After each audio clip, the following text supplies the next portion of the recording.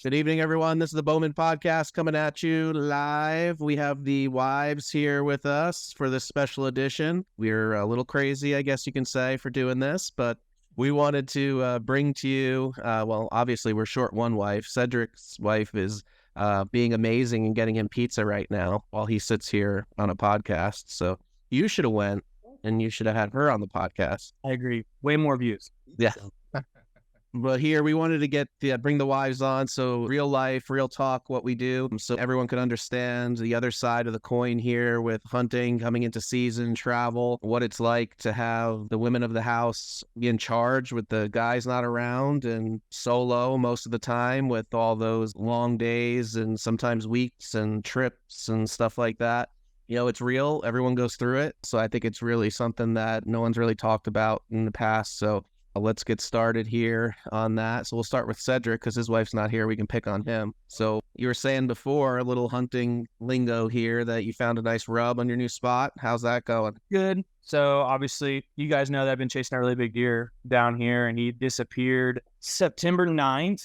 Disappeared, haven't gotten any more trail cameras. Last Monday, found him bedded, kind of where I thought he was bedding. I mean, the farmer had seen him a couple times bedded up there, and I've got a buddy that's pretty serious hunter up in Iowa. I mean, like pretty legit. And so him and I talk daily about, this kind of like Troy and Josh get too. I mean, him and I talk all the time. And so I sent him some screenshots of the property. I was like, man, what am I missing? And he was like, man, and so we kind of talked, and you know how that deer got hurt and everything. He's like, I just don't think that deer is going to go back up to the north side of that property if he got hit by a car up there, or, whatever caused him an injury up there. I just don't think he's going to go up there. He's going to stay, somewhere else. And so switch tactics essentially, because I was so just, tunnel visioned on this north side of this property. So switch tactics, go to the south side of the property, super thick, super hard to hunt. Get in there, find a bunch of trails, and found a rub. Like I said, of all rubs. I mean, it's on a cedar tree. I mean, you never get that big around. And it's just so, that's been my life getting.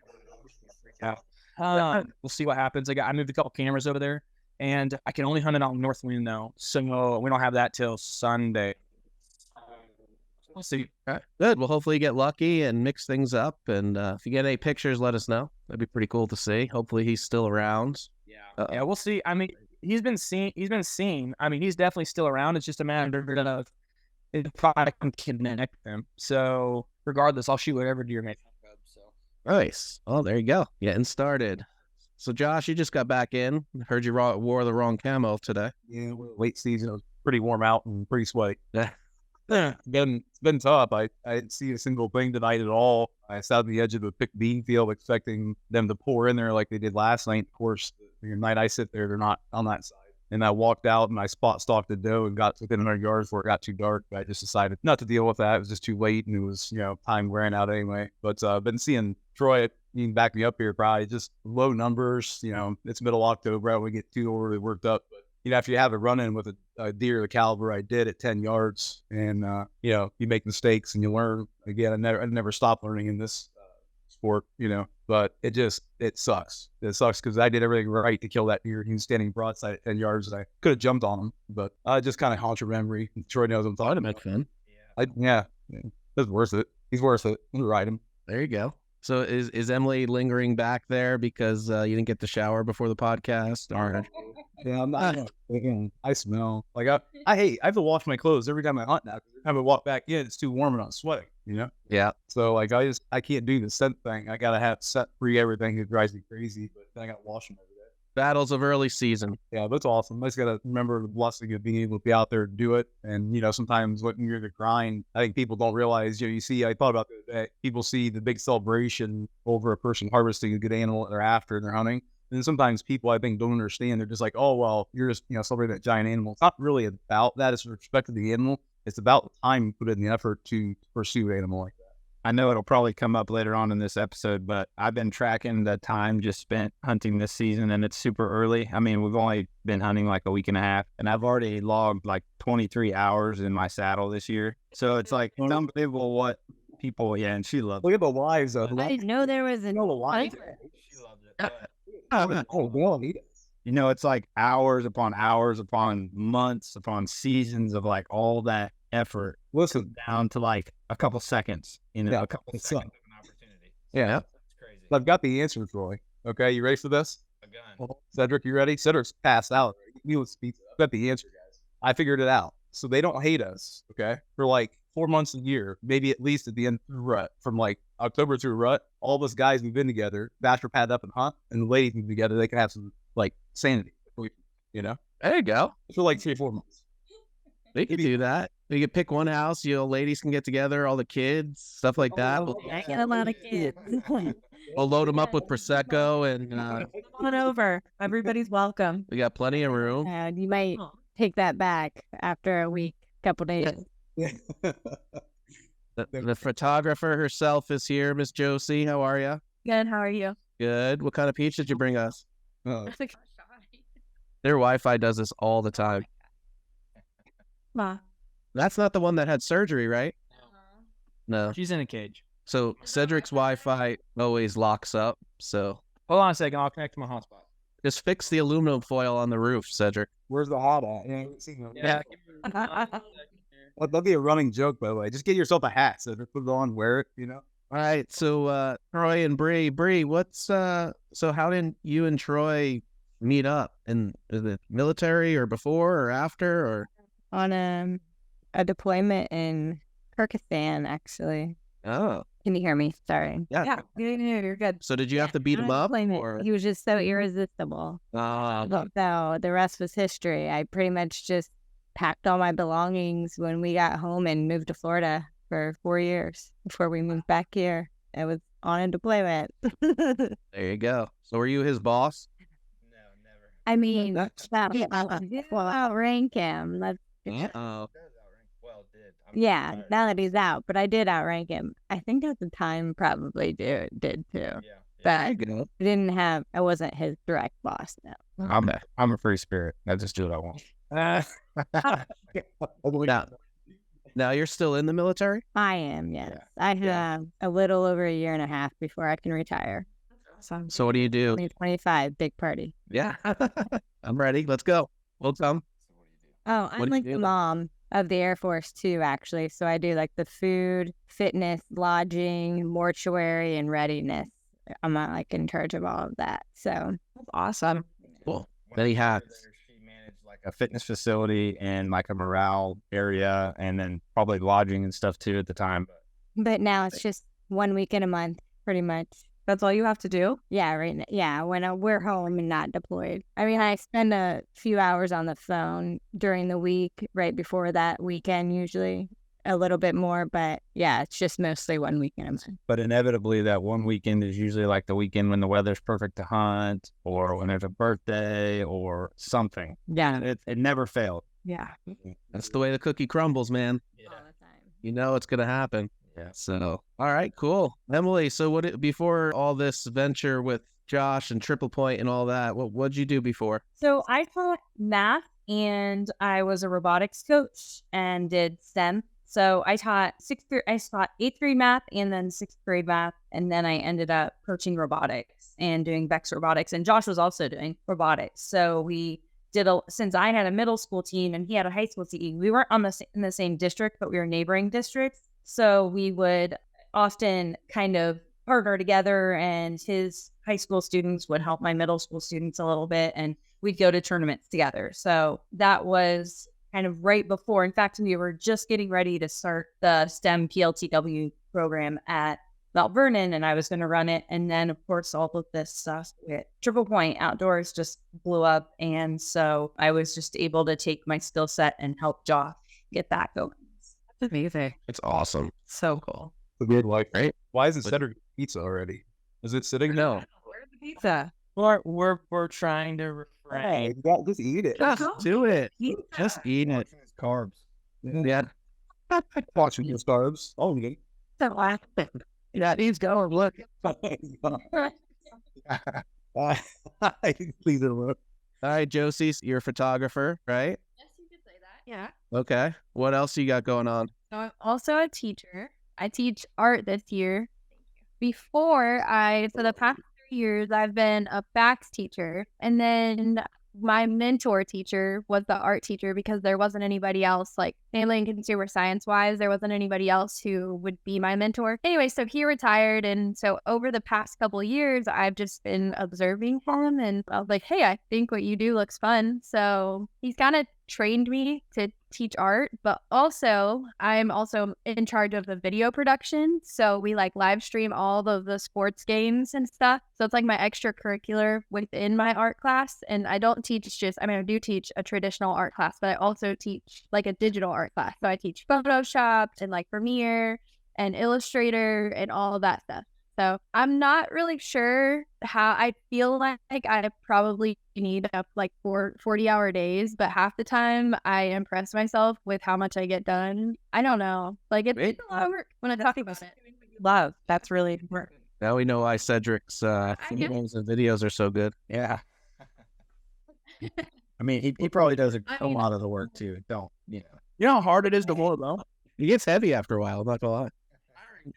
Yeah. So yeah, that's what I got. That's what I got going on. I just have to stay in one day at a time. It's pretty fun though, because like she edits basically any photos that you see, and then through like watching her do all that is how I started like editing like videos and like the short films and stuff that I do and everything. And like so she'll come out in video and then send them to me, and then I'll edit those. So like there's times at night where like I'll be editing like a little short film, and then she'll be editing photos and stuff, and it's pretty fun. So cool. Cool. Awesome. So what do you do? Wear a lot of hats. Most importantly, I'm a mom to our 9-year-old twins and a wife, but I do a lot of different things. All labor of love. I give all the credit to you teachers because I am not a teacher. I learned that during COVID very clearly. But I wanted to be a teacher, I would have signed up to be one. So I give you so much credit. I currently am one of 3 business owners in a small business in our cute little town of Culpeper. We provide a platform for 38 local makers and artists. So basically all moms like us and couples that work together, and Paul and I work together doing that and making things. And I think COVID really had a lot of influence on that because people didn't know what the heck to do. So they started creating their own little empires on the side to keep themselves busy. And now we're showcasing that to the world, or to whoever passes through the little town of Culpeper. So it's a storefront she has in town. Yes, it's brick and mortar. We just moved to our 3rd and final location, which is where I just came from. We had our first class. We did a little charcuterie class with another local business owner. I also work at 2 different barns to help pay for the expensive hobby of horses that our daughter really loves. I grew up with horses, not a horse farm, but kind of butt heads with my mom. So I took it for granted and I learned how to clean the house instead. And as we have 9-year-old twins, a boy and a girl, and so very early on, I think it was probably like 3, I have videos of Paul in our yard at our first house in New York teaching Hunter how to shoot his first bow. And it became a passion. That was also the time, well, not the first time I went hunting with Paul. First time I went hunting, I was pregnant and I almost fainted and fell out of the tree stand because it was early hunting season. And he was like, you know, you might get hot when you get in there, but you know, you're going to freeze your butt off when you're up in that tree stand. And here I am literally like stripping off layers because I was about to faint and fall out of the tree stand. That was my... Needless to say, we didn't see anything. We didn't see anything. I don't even think we saw squirrels. But he hit it on the head, and Hunter very quickly became very passionate about hunting and being with Daddy. And as we moved through our few houses that we had, and we moved down to Virginia, which I didn't realize in the beginning how passionate Sage was going to be about horses. But he said, you know, hunting's my thing with Hunter. And if horses is your thing with Sage, then he needed to do that. And so now I work at 2 barns. I run a retail business. I'm a mom and a wife. She runs Airbnbs. I run Airbnbs. I do the farmer's market for A Taste for Rustic. And there's never enough minutes in the day. Yeah. But yeah, we wear a lot of hats. We wear a lot of hats, but you know what? We do it together as a family, and our kids are very involved with what we do, mostly. Sometimes they ask us why we work so hard. And then today I took the kids to the orthodontist, and Hunter was like, $1,000. And I was like, now you know why we work so hard. What do you do with the horses? Like what? Like is there a certain thing? So Sage is riding at a hunter jumper barn. And so we also, fox hunting is a really big thing here. Also where I grew up fox hunting with my mom. And it's basically that you go out cross country and it's very formal and there's proper etiquette. And you go out cross country and the hounds are trained to taste the scent. And if you see the fox, it's the victory. It's the tally ho. It's a sport from England, but in America, they don't allow you to basically kill the fox. But I feed and transport, move the horses from field to field and manage their health and their meds and their feed and their water and their hay. And Saturday I'll be doing it in really heavy rain. It's supposed to rain Saturday. It's supposed to rain Saturday. Yeah. There goes hunting. Yeah, it's supposed to rain. But Saturday morning might be really good for hunting because it's supposed to rain really hard Saturday night. So I might be out grazing. Excellent. Well, that leads into our conversation because we all do so much about us guys going out hunting and some of the ladies go out hunting. Do any of your significant others hunt with you out there? You know, Emily's gone a couple times. Yeah, when she feels feisty. Usually what happens is once he fills his sack, then it's my turn. And, it's so funny. Last year we went out over and over and over and it was so cold and we didn't have a lot of 2-person stands and we were trying to get film and things like that. So we did a lot of things just sitting on the ground, which is not necessarily ideal. And we have the Mohegan State Park here. So we did, went a bunch of different places on the farms and at the park. And It's all more secret places now. Troy's listening. And we sat and worked hard to try to find something. And then both my buck and my doe, actually we got one of them, the buck was outside the shop. And literally we were in the basement shop when we saw it. And nice. I was able to get set up just right there outside the sliding glass door to get the buck. And then I was hunt.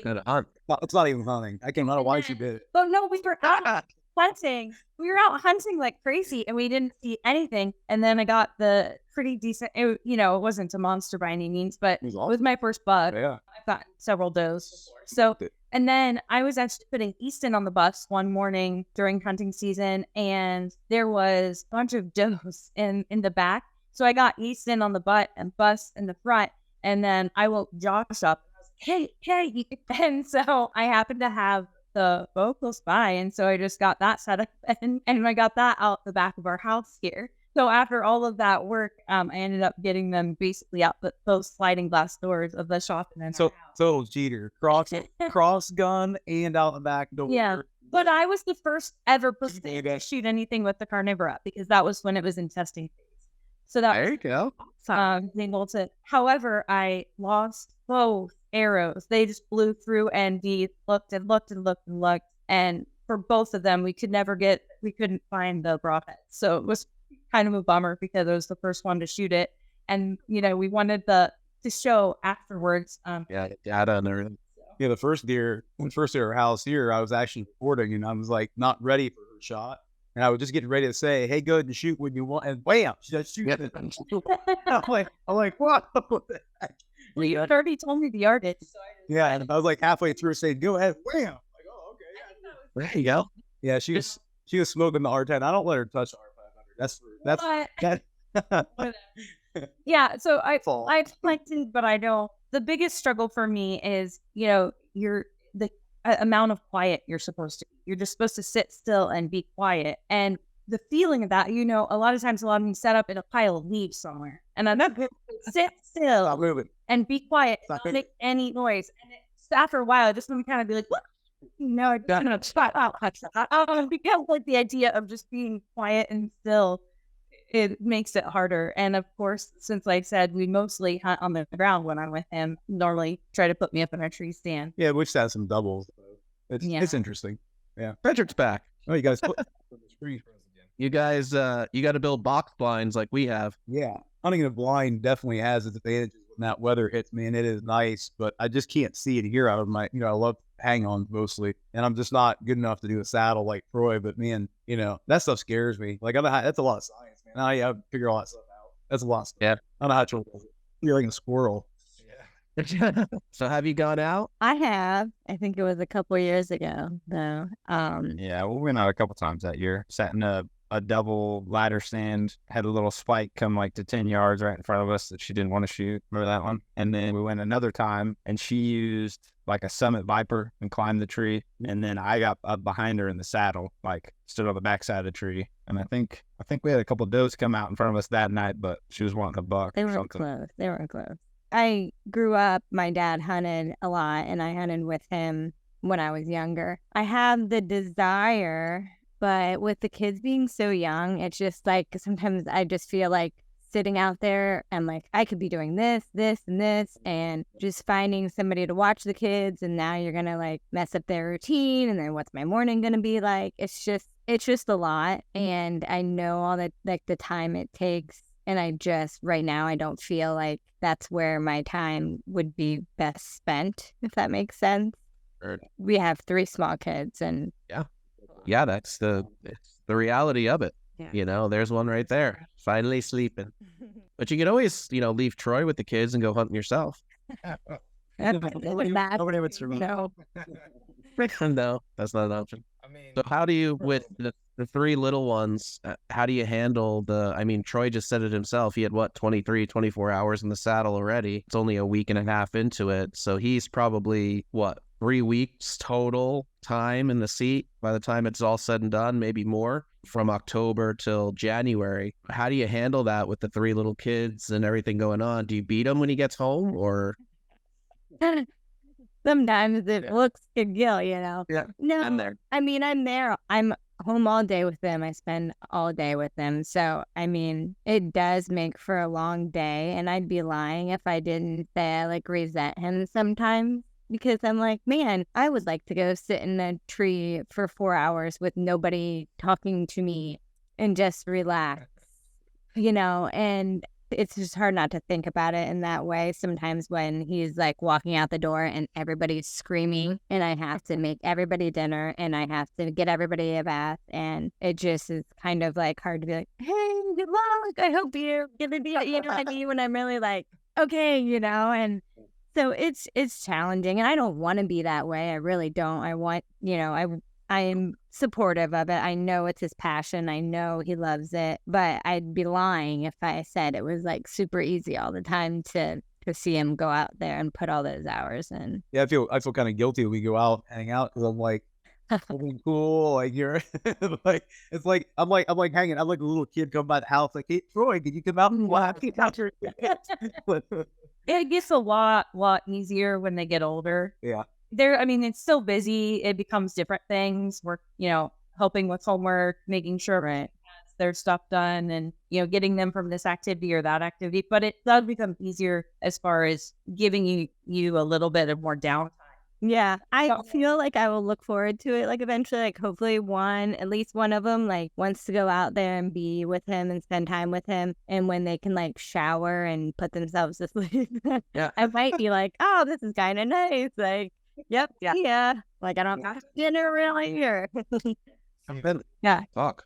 Earlier in the podcast, when we met in the military, she's used to me being gone. So she just likes me out of the house. Yeah, that part I'm okay with. But it's when you leave me with 3 kids. That's the tough.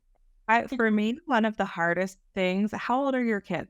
He just turned 5 months, and then my one middle child turns 3 in next week, and then we have 6-year-old. Okay. Well, even at 9, it doesn't become that much easier when you have them both at 9, because they are not 100% self-sufficient. And then when one wants to go and the other one doesn't want to go. But one of the things was the hardest for me is not only being left home, right? You're home. I was a stay-at-home mom, home all day with them. And then he comes home from work or wherever he is, and he's got, that's his passion. That's what he's doing. It's feeding our family. It's providing. And, I want to be supportive, and it was so difficult at that age for sure. And it does get easier. I do agree with that. But a big part of it is that we do have some family close now. We didn't always have family close, but I want to go with him. I get upset because I want to go away. I was supposed to go on a trip. You're welcome, Josh. Yeah. All right. And I admire you so much that you flew out and you spent the entire next week with him. It's Emily, right? Yes. Yeah, that was insane. I was like, how the heck did she do that? That was insane. He told me at 10 p.m. I actually did get permission. He told me at 10 p.m. that I had to find a place and literally go on the plane by like get down to the airport to get on the plane by around 4 a.m. And Columbus is about an hour and a half away. So I had 10 p.m. till about 4 a.m. In like 6 hours to get ready. Yeah, to get it all done. And I had to book the flights. Listen, don't feel bad. No. And what do you mean don't feel bad? I had to do laundry. I had no, to do okay. He had a broadhead because he didn't have broadhead. And you didn't even bring tipsters. She didn't bring tipsters. I and that's all she can do, and that is it. No. In everyone's defense, we didn't expect to go hunting more than. I'm just saying, I admire that so much, and that has been some of my biggest struggles because we're a couple first, and hardest part is you're like, well, I just want to go out. I want to be with you alone, and I want to have that opportunity. But then you have the mom guilt of, well, I should be doing this, and I should be doing that, and I could be doing this, and I could be, and then how are the kids, and are they being good? And it's that part is definitely challenging. So Cedric and Josie, take notes. Another reason not to have cats. Love that cat. He's crazy like that though, so it's not something I'm not used to. Like I love that. When we were teachers and doing coaching robotics and stuff, he's kind of nuts like that. So I just kind of flow with things. Like he'll just be like, "Hey, we're gonna do this." And by the way, I didn't know we were doing this podcast until about 2 hours before. I knew nothing of it. He never told me a single thing about the idea. Yeah. So we need. Don't worry, he never called me back. You guys shared shots. You give him like hate on us and stuff. That's normal. Make fun of us behind the night. Send memes and funny things. Exactly. Yeah, that's what we did. Yeah. Honestly, you did a great job, like getting there and being cool with another week. And I didn't really ask permission from anybody. Like I didn't even ask the lodge owner, like Barb, the lady that owns the lodge. I never really got confirmation from her that it was cool. I was gonna stay a week. I just had her fly up. I'm like, we'll just make it. Not to know what that already heard it. Yeah, I was like, well, here's the thing. I kind of had to because if she had caught that flight, she couldn't have got there on time. And I had to like hit the red button. Oh, Barb said yes. So if she said no, I don't know what I was gonna do. Be careful. I don't think she would have said no. The lodge was empty that next week. There's nobody there. So it all worked out. And then we got the other side of the coin here. We got Josie and Cedric. We got camera lady, camera guy, hunter, huntress. How's that life? I mean, it's good. But I relate with you guys about like sitting out there and being like all the other things I could be doing right now. So I really fall into that trap. And there's even times that like he goes way more than I go with him because of that. I'm like, man, I have so much stuff to do. And just that's like 4 or 5 hours of literally sitting there doing nothing. And so it's hard for me to commit to that. But yeah, when I go, I just go. I don't care to, I don't know. I got to say, you're not really like a killer. No, I got a soft spot for animals. Like if I shot it out, I'm sad. She has shot a deer How? with her dad because she's from Ohio also. Like, you're not from Columbus. I'm from London, Ohio. Yeah. So she has shot a deer with her dad with a gun, and then, but yeah, she's more of like obviously you guys know, like she's my photographer, video taker. I mean, she's 95% of the reason why I'm probably successful in some of the things that happen. But it's better now that I have like a camera in my hands and like I have a reason to go because otherwise, like I said, I don't really care to. He can do the killing, and she's not like, do not let this one get cold, or else I'm a fair weather hunter. Or else, thank God that I have like thank God I have some like obviously good camo because I cannot let her get cold, or else it's like she just gives you that look like I'm tired of being out. And like you're saying, you've already been out. You said like 20 hours. I mean, our season opens, 2 weeks ahead of you guys. I mean, I probably put like 4 hours in already, and you've been twice with me. So, it's. And guess what we saw? Nothing. I think I took a picture of a squirrel, the one that he posted the other day. Like, that was my entertainment. It was a squirrel on a tree over there, and then grasshopper that landed on my leg, and I was like, well, this is fun. They were not sets that like you see a lot. I mean, they're like transition points, and like the deer just were not hit. So it was a lot of like Tetris on our phones, chatting. But as far as like the cold goes, like I had this when I was in high school. I wanted to be this really cool huntress, and so like I shot my bow a lot, and I would go hunting. And I had this really traumatic experience with my brother one time because we went out and we sat in separate trees, and it got so cold to the point where I couldn't feel my feet. And he was like, "Just a little bit longer, just a little bit longer. It's all good, just a little bit longer."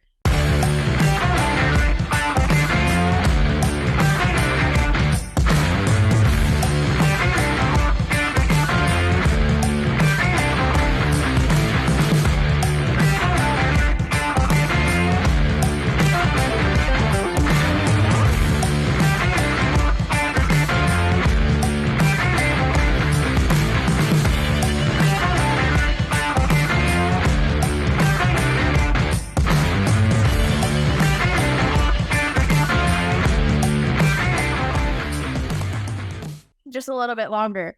And that little bit longer still stuck with me. And now it's like I have this Fight or flight fear that, reaction. like my feet are I will say she can shoot a recurve way better than I can. So Nice. she has a recurve downstairs, and she can freaking string that thing up and let it rip. Great. Yeah, what would be really fun, and Paul, I think we've talked about this. What would be really fun, and her and I've kind of talked about this. I think it'd be really fun for her and I to start shooting like ASA together, or like some like target archery together. We've talked about that, like her shooting, like just shooting a bow and stuff. Like she has interest in that. So I think that's something I think next year I'm going to, it's like a goal of mine is to get her some type of little, setup, and that her and I can, kind of travel and just do some like tournament shoots, or, you know what I mean? So yeah, I think there's actually like a giant shoot out like around PA maybe. Yeah. I can't remember what it's called. Her brother's been to it before with her brother and her dad are strictly like trad bow shooters. Like that's all they do. And Yeah. they've went out. Yeah, Pennsylvania holds a lot of different shoots and events out there. So yeah, that'd be something cool. I think us too. That'd be something interesting to get into, and as we get free up. It'd be fun for us all to get like an Airbnb and like do like a TAC event. You know what I mean? Like that'd be a ton of fun. I'm seeing like a New York farm vibe here. Yeah. I think all just the adults pick a weekend or like a 3-day weekend. And have you guys heard about my family's farm in New York? Yep, I told him. Yeah. So I think it needs to happen. Somebody needs to sleep in a tent. We'll call it the newlyweds. You have to sleep in the tent. No, I'm just kidding. Yeah. We have plenty of bedrooms out there. Bedroom. There's only a group 4.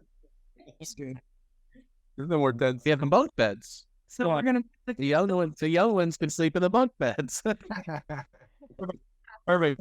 Good. Perfect. All right, excellent. So, everyone could just kind of chime in and out here at any point in time, but has there been a time where there's been struggles where it got to the point where it was just like, you got to stop, like no more, like there's just too much going on. You're out too much, you're out too long, you're out too late. Like there's too much crap going on in life. Like that's the reality. It's got to get to that point at some point. I'll chime in. So not last year, but the year before, because I've only been into archery for, I don't know, 6 or 7 years, honestly, is like all the more I've been shooting. So, and I got into it with her dad, and I got him back into it. So then her dad and I were going all the time, well, as much as we could. But anyways, so like the second season I hunted, I shot a decent buck. And then the time I'm speaking about is the next year. So I was all fired up because I'd shot like a nice buck, and I'm like all pumped for the next season. So I was going like all the time. I don't know, like I'd get home from work and I'd go, the weekend I was going in the morning, coming home, eating lunch, going in the afternoon. I was hunting like constantly, and it just steadily got worse. Like my attitude got worse. I saw less. Like it was horrible because I was pumped to go, and then like she was going crazy because I was never home, and then I'd come home like frustrated every day. That's another thing. It's like I expect you to come home in a good mood, regardless. Like no, every time, but in a good mood because you just went out there and did this. Like, and I endured whatever I endured, and you come home and you're like mad because you didn't see anything, and I'm like, Yeah. you know what I mean? Like that's me as it. like that when they're supposed to come home and pick up the pieces of whatever is left of your day, and instead they're totally bummed and defeated because they didn't get anything, and you're like, but no, you're supposed to take over now while I go walk away for 20 minutes or whatever it is. But yeah, that dynamic is very hard. I think she'll agree. I usually come home, especially now, because we didn't have Baylor. Well, Baylor was like a baby when that was all happening. But now it's like the second I get home, like the reins are off of the middle child, and it's like him and I, like World War III until one of us passes out every night. Nice. It's fine because that's like the only option I have. But you know, that season was like so rough for me emotionally. And I didn't get a buck. It was horrible. It was like the worst ever. I learned a lot. That's all I can say. Okay. Well, that's good. That's important. It's all part of the process. It's easy. I would say, like, on the flip side of that, like for her, like when I was elk hunting last year, I mean, we were gone, I think like 10 days out in Colorado. And the hard part for her, and please correct me if I'm wrong, was like, since we don't have kids, is like, I mean, it was 10 nights, you know, of her just by herself. You know what I mean? Like, so she didn't have, you know, like some kids or whatever to keep her company. I mean, she has her dogs, but like, you can't, I mean, you can talk to your dogs all you want, but they're not going to talk back, you know? So, but I think that's a whole other side of like it's easier not having kids, but sometimes it sucks. I'm not going to say more, but like it sucks in a different way for the female, like for the, you know, that you don't have somebody there with you. Yeah. And remember, those kids go to bed too. So, you know, if I'm out on an elk hunt for 7-8 days and she has the kids and she's running all day and doing all this, and then, you know, the kids go to sleep, now that hour or 2 hours that you have with each other, now you're alone, you know, it's difficult. I'm going to chime into that because Paul, when we had our twins, he would travel 5 days a week. He was gone. And that was really hard. It was none of it was easy. But as the kids got a little bit older, and there's a funny thing about Paul and I, we're both very OCD in certain ways.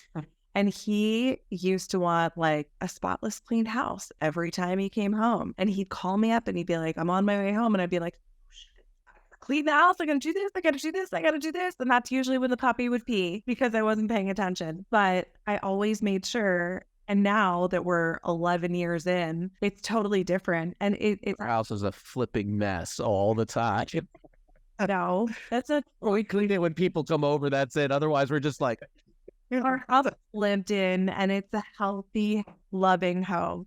But now I want certain things a certain way, but that's not where I was going with this. Where I was going is that it got to the point as the kids got older and I knew that he was away. It was sometimes there's like a little bit of that relief that like, I don't have to care if the dishes are done, or I don't have to care about, like, sometimes as a mom and as a wife, like, and not in a bad way at all, but like sometimes you just don't want to be needed. And so there is a flip side. It's like you go and you do you because you work so hard and you're allowed to have that time. And I'm just going to sit here in my pajamas and put my feet up and I don't care what is done. The kids are in bed, they're good. And like, you don't have that extra. And so it's not on a regular occurrence, men, but every now and again, it's nice to just like breathe a little bit and just like be able to be you. So it's a balance. It's all a balance, I think. I would say like for me with this, like, you know, like the more traveling and stuff like that, when it started coming to hunting, her and I had a talk last season, and it was basically, I want to say it's almost like learning like a love language again. You know, and she explained to me like, you know, if you know you're going to be gone for, you know, X amount of days or however long, like I need my time with you before you go to make sure that I'm fulfilled before you leave. You know what I mean? So I think that's a big thing, is like knowing what your partner needs before you go on these trips, or what if they're not going with you, to make sure that, you know, obviously that their needs are met also. Very true. And then afterwards as well. And afterwards, it's you. You're the one that needs your needs fulfilled. Sorry. I turn around. It goes a different direction. That's not available for kids.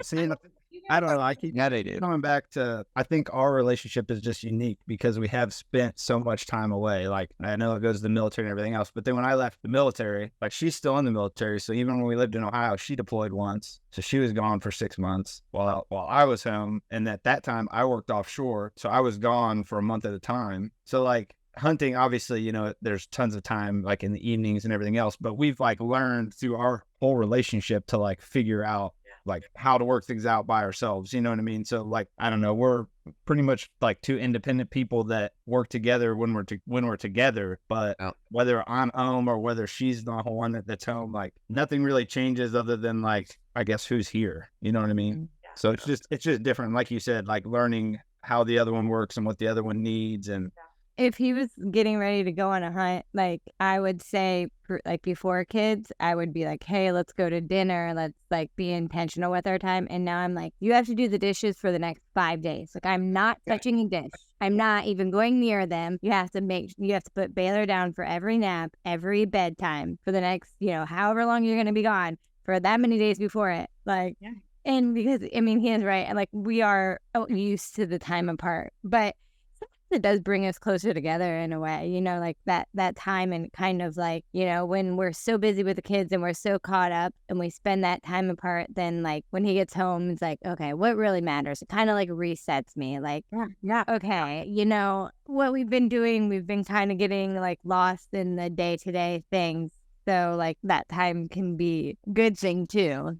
Yeah, I feel like we, and everybody can fall into the trap of like, you get into the habit or the routine and like say nitpicky things like, you brought up like, okay, the house being clean or this or that, whatever. And yeah, the time apart, like we all know, especially everybody's hunted here, but like you're sitting in a tree and all you have is like your thoughts. So you're sitting there and you're like, gosh, like I left the house and I was being an ass for no reason or whatever, whatever the case may be. And you're like, really, was it worth it? Like whatever I was upset about, was it worth it? So whether it's, the evening that you're away, or if you're gone for a week on a hunt, or you're gone for work, or whatever the case may be, like you said, like it's just a lot of times all those little nitpicky things, you realize what truly matters. You know what I mean? Yeah. And you kind of clear your mind and get back to. I mean, she'll tell you we'll leave like frustrated or whatever, and then I'll text her like, sorry, I was being an ass or whatever, and she's like, why don't you just be nice while you're here instead of being nice when you're gone?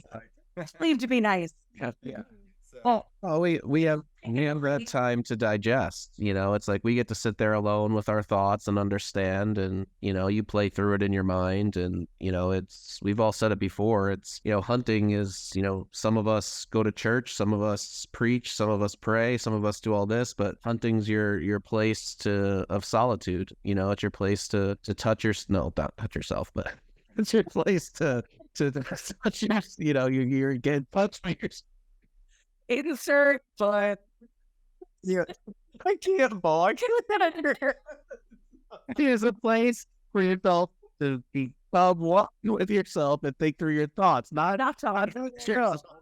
There it goes. Yeah. Well, you have blinds everywhere. That's why I hunted blinds. Sorry, I'm right. Okay, never mind. Insert next thought. There we go. how about you? That's all. So Josh and I have been together literally forever since we were 16 in high school. And he's just, you guys probably know from being around him, he's kind of a hyper guy. And So an evening relaxation with him would be, okay, there's something on the TV, he's on his phone, and his computer's on his lap at the same time. And like, even then, he needs to be on the telephone talking to somebody. I mean, he's just like that. So although there were times when the kids were little that things would kind of get hard, for our marriage, I just knew from the beginning of time, like, go out and sit in a tree stand for a few hours, please. I need you to do that. So it's always been really good for him to get out. There are times when juggling things have been hard, but for the most part, I know very well that the benefit, I think what Paul was trying to say earlier, the benefit for, just your soul and to be able to kind of reset and calm down. And the benefit for Josh to go out on that tree stand and be able to had that time. It was just really valuable to him, and that was then valuable to me as well. So I often was just really happy that he could get out and do that. And I think that has always kind of been our dynamic since we've been together for so long. I'm just like, I know you need that. So, have at it. Head to the tree stands. Yeah. Isn't it getting close to? You're the joke, Cedric. Head out to the tree stand now. Laughing about. Cedric's still talking about touching himself. We keep asserting yourself into like the blanks of her things, and we were laughing really. I'm actually surprised that I had the patience to sit in a tree stand because she always tells me, she's like, with how nuts you are, how do you sit still for 3 seconds? I'm like, no, It's the only doesn't. Although to be fair, he's in a tree stand and he's probably still doing work from his. Well, no, first of all, I don't know how Paul and I survived the other Newton. Like, how did I do that? Because that's probably didn't burn the place down. Like, really? Really? Like, we had adventures, Oh yeah. There was one point in time where I looked at Josh and I was like, "Would you sit down and shut up?" Such fake. My gosh. I was having fun. Now I just sit out there and I sit and sulk in my sorrow. Every time I sit in that tree stand, Troy, I look down that spot, I'm like, he was right there. You had your chance. And we met.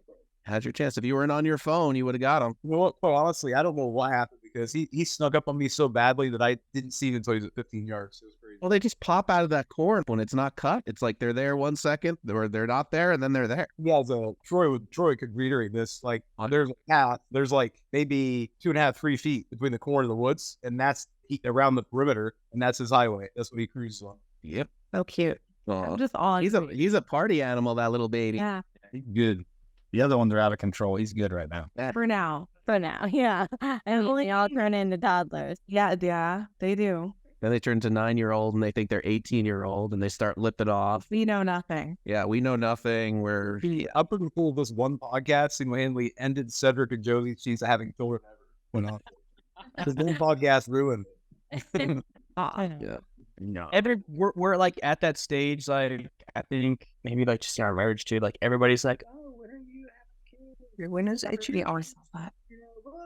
And we're just like, "Yeah, My kid needs a friend. yeah, my kid needs a friend." Because like some of our friends have had kids, and they're just like, "Our kid needs a friend. When are you gonna have one?" And I'm like, How old are you guys? I'm 26. she's about to be 27, and I'm 28.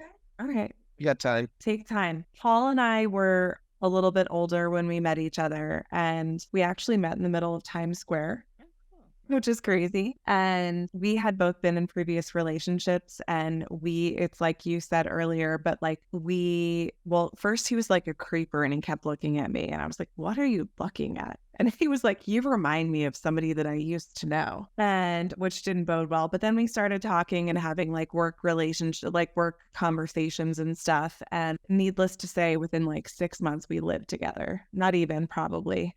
I think within 6 months we were engaged, but we were both to the point we were a little bit older and we knew exactly what we wanted. So we didn't have that honeymoon phase because then a month after our wedding, I was pregnant with twins. So take that time for you. It's very important. I didn't have our first until I was 31, and then I just had Baylor at Breckham at 37. Yeah. So, I mean, we did do a lot in our 20s, and That's awesome. people are always going to ask you that question. And then we have one. There's no We're pressure. going to have another, and it's never going to end. So Time is right. When we're ready, take that time and enjoy yourselves together. Lots of practice. You take time and take her hunting with you. They'll go Paul. Yeah, that's what I try. What'd you say? I said that's nothing. I didn't say a single thing.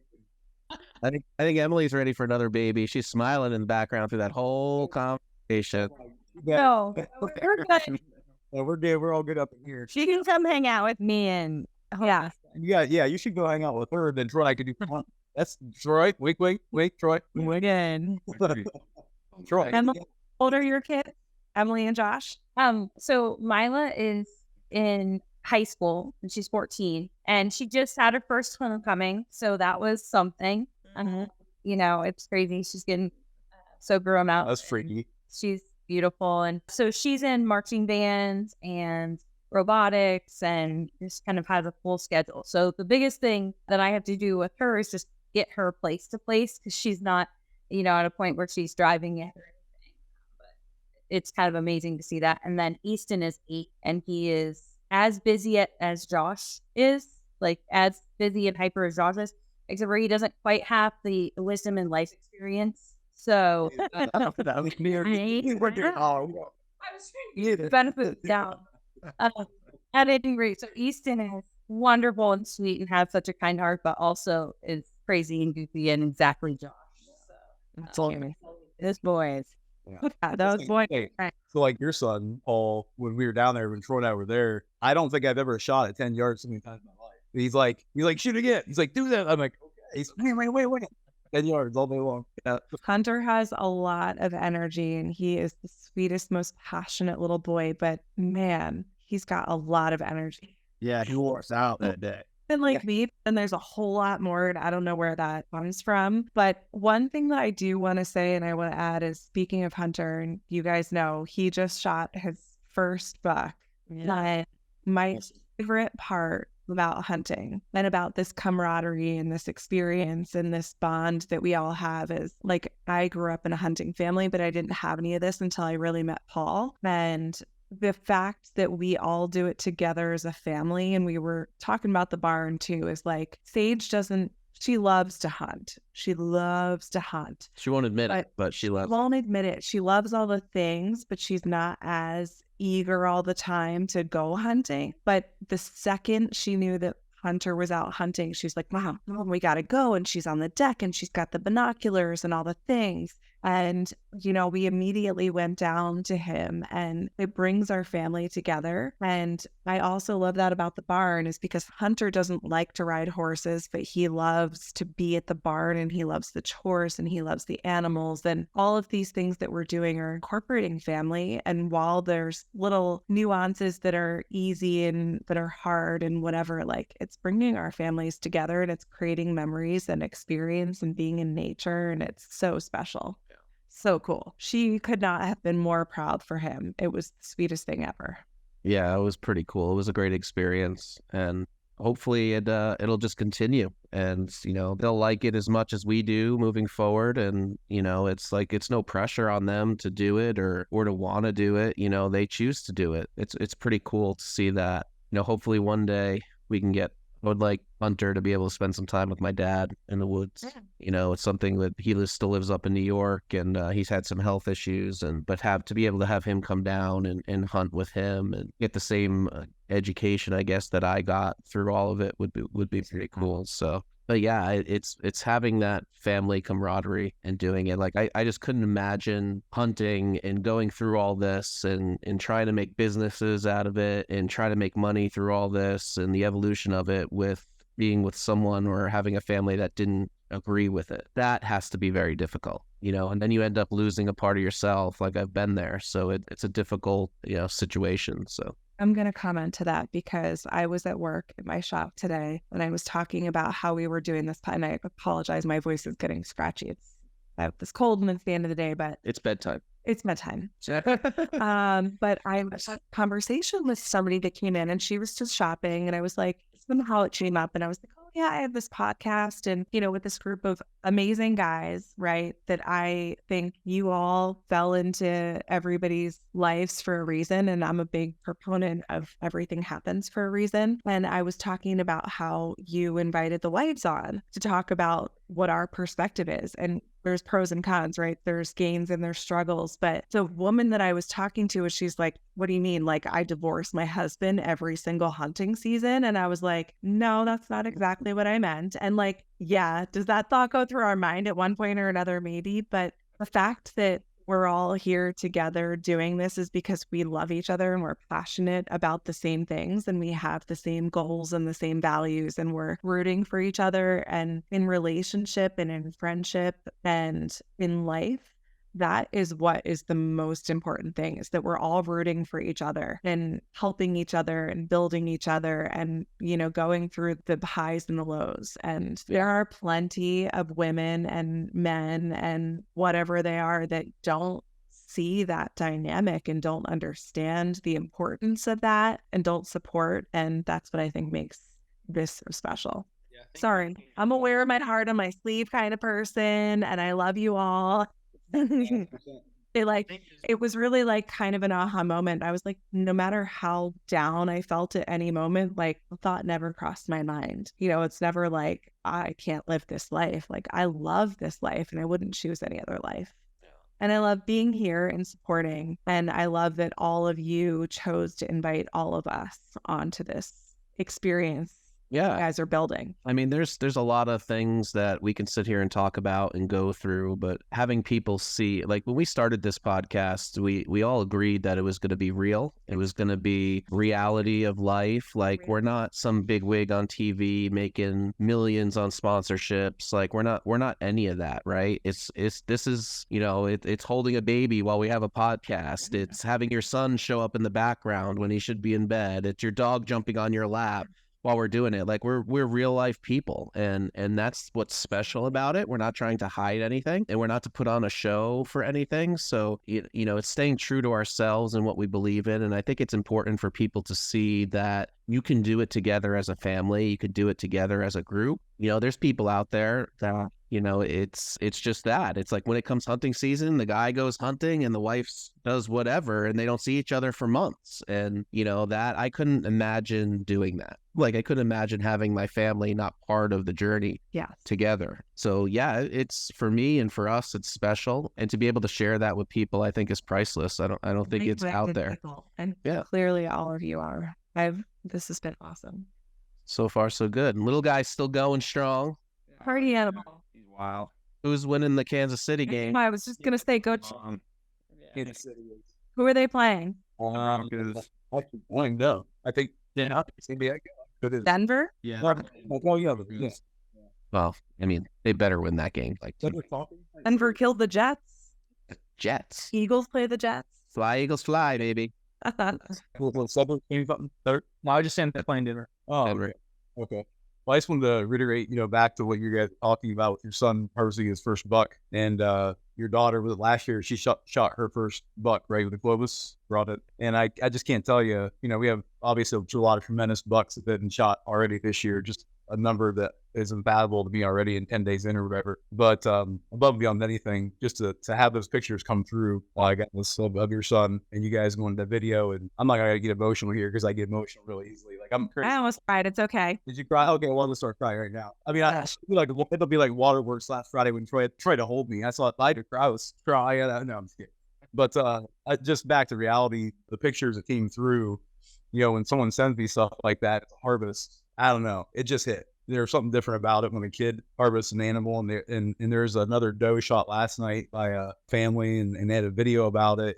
The girl was just going ecstatic, and she was just awesome. Dude. That was awesome. So at the end of the day, why we do what we do every day, why I wanted to invent the broadhead was simply because I wanted to work for people, and I'm being a hunter. We just wanted. I never knew the emotional attachment, if you want to say that. Like I never knew the emotional strings, I can say, to play into a metal object that goes through an animal to harvest it. And then to be honest with you guys, I don't know if anyone, I'm sure you guys can feel it, but I don't know if anyone's going to ever really get to feel what I feel from it, because it's actually super emotional. Yeah. Those are favorite canvas to make. So, obviously use the stuff that comes in from all of the people that use our broadheads, any customers that send pictures or whatever. And those are my favorite to put together when there's kids who have gotten like their first year and they're just so excited.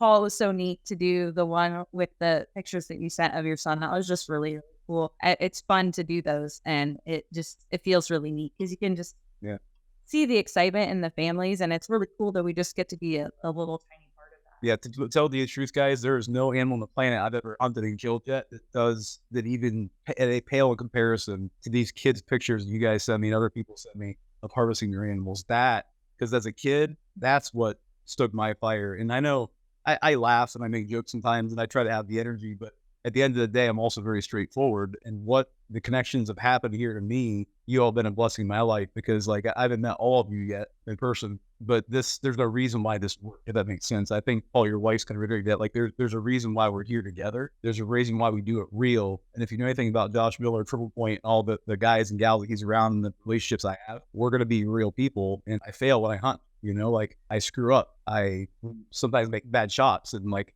Like, this is life. This is real. This is not me going out and shooting a 200-inch deer every year. You know, we hunt real farms and real animals, and sometimes you don't see anything. But at the end of the day, like tonight, I admit I was a little frustrated because it was super hot. I was really sweaty. I didn't know why I sat out there for 4 hours, whatever it was. I just had one of those nights, and I think we all have that. Like, I sat there, I was like, why am I wasting my time? I'm letting this deer play in my head too much. I need to just chill it out and let the rut happen. Troy knows what I'm talking about. But at the end of the day, I just can't thank you guys enough for all the energy, because we all have real lives and we're all super busy. And yet you guys add another thing onto your plate, and it's been awesome. Yeah, absolutely. It's been a wild ride, and it just keeps growing. Thank you to everyone out there who's listening and following and all that. We just had a great podcast with some great guests coming out. So I think this one's going to be one that just touches people in a different way. The next evolution of Troy, stop laughing. Back to touching. Jeez Louise, where's this podcast going? They never live that down. Signing off, remember to touch yourself. That's awesome. I'm gonna tell you a funny story about tonight. Oh, okay. So you touch your meat. That's great. Glory. Cedric and Josie, I'm sorry. We're normal, just kind of people. So, it is what it is. But yeah, we need to, I think the evolution of this, where I was going, is to have the ladies do a cast on their own and record it and see what that turns into, so they can badmouth us and, put all those faces. I don't think anyone's a horrible person at all. It's just, It's going to be real. That's all. Yeah, so are we. So, all right, everyone. Any final thoughts from anybody out there? Baby's still going strong? Oh, yeah. Fighting it. Oh, boy. Me asleep here in a minute. Yeah, Troy's fighting it, too. He's like, Yeah. I'm usually asleep by now. we are, too. So, all right, everyone. Well, thanks for the cast. We'll catch you next week. And it's the Bowmen signing off.